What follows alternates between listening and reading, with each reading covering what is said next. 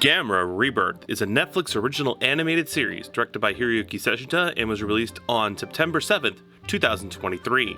This is the first major Gamera production since 2006.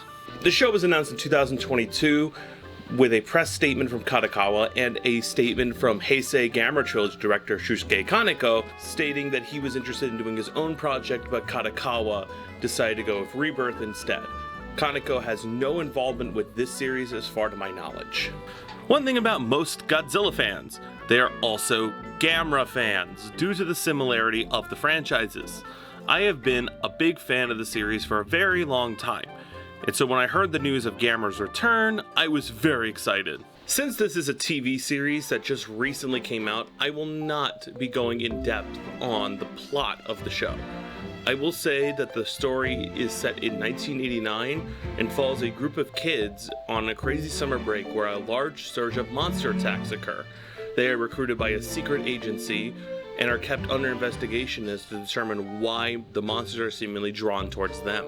The story of the show is very interesting. It proves that it is possible to have interesting characters that have some Gadoo mixed with a good monster plot. The characters of Boko, Joe, and Junichi are introduced at the start of the show, and we see them living their regular lives, and their dynamic with each other feels very realistic and helps you understand who they are by the time the first monster attack happens. One nice thing is their story doesn't stop once the monsters are introduced.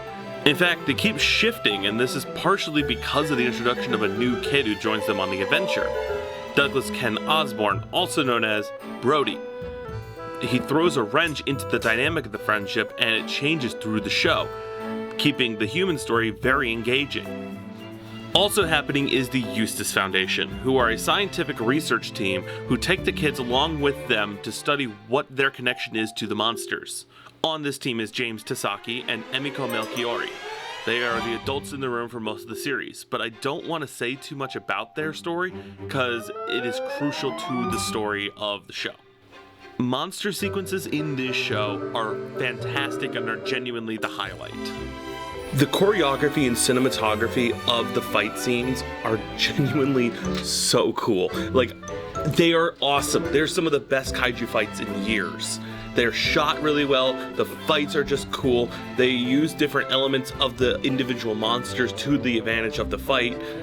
Just little things throughout the sequences really add a lot, like Jiger using the spiked tip of its tail to just keep jamming Gamera in the side over and over again. It looks cool. I personally think it was a mistake to use 3D animation for this show for everything. I think they should have done something like Godzilla Singular Point, with a mix of 2D and 3D monsters through the course of the series. What's weird is flashback sequences in the show are done in 2D, and it looks really good in comparison to the 3D human character sequences.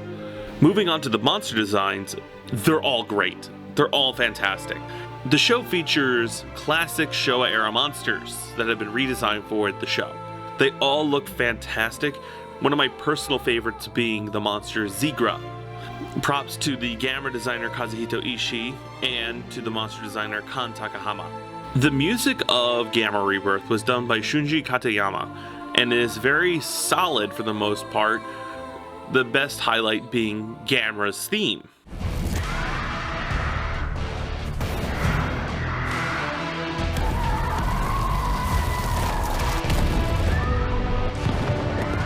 Gamera Rebirth shares some of its production staff with the 2015 short film Gamera. Most notably, the short film's director, Kazuhito Ishii, is credited as the Gamera designer, and Kan Takahama is credited as the monster designer on both. And it shows. The monster designs in the show feel just like they would in that short film, especially Gauss, who appears in both. They look very similar to each other. That's all I have on Gamera Rebirth. I hope you give this show a chance and watch it. It's very, very good. And I'll see you next time where we finally go back to the invasion from the stars.